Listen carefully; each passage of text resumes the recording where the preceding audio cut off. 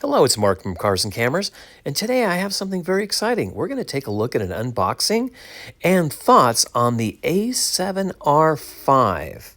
Now, this is a very important camera because it has Sony's latest and greatest auto-focusing system, basically an AI system that assists the camera in focusing, the first of its kind. And the other thing is this camera can shoot amazing still photographs. It is a 61 megapixel full frame stills camera.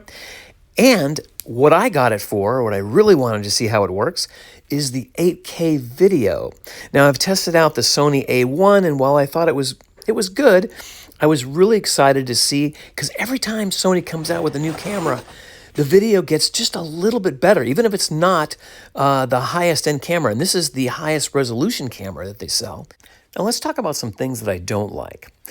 I wish Sony would update the bodies of their cameras. They've looked like this for years.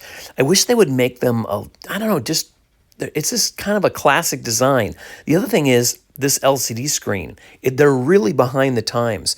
A lot of other manufacturers are putting in much higher quality LCD screens. Now, I will say the viewfinder on this camera is the best viewfinder I've ever used on a camera like this. Now, let's take a look and see how it works with the battery grip. I like to use the battery grip because they're easier to handle the camera. I have larger hands. Plus, it allows me to put 2 batteries in the camera, and that allows me to do the shooting that I need to do for the day.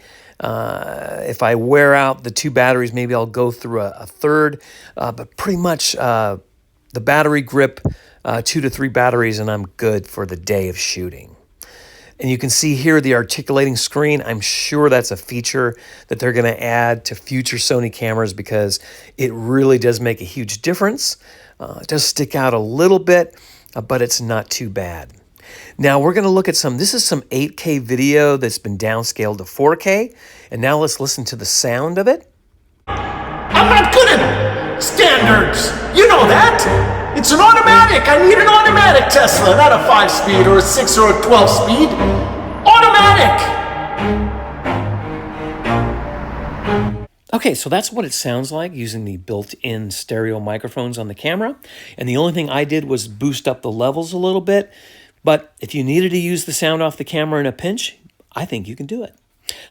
Okay, so now let's take a deep dive into image quality.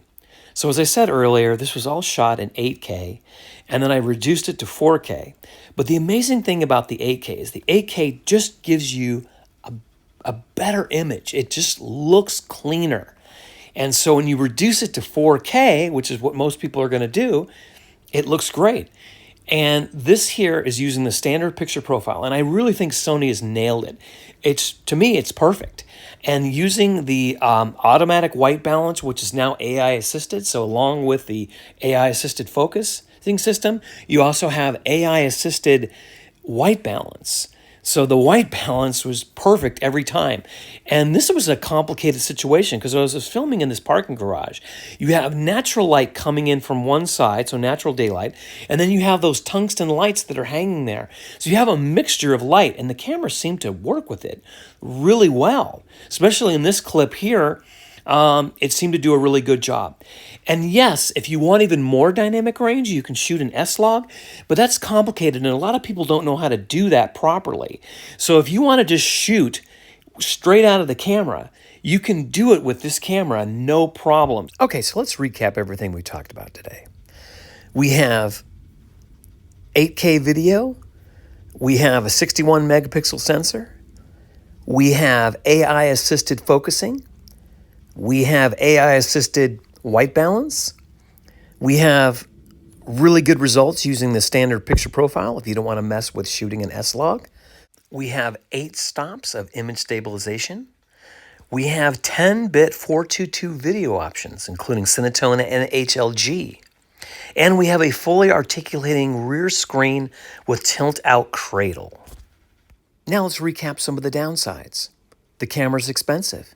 As of making this video, the camera body is $3,900. The camera does exhibit some rolling shutter.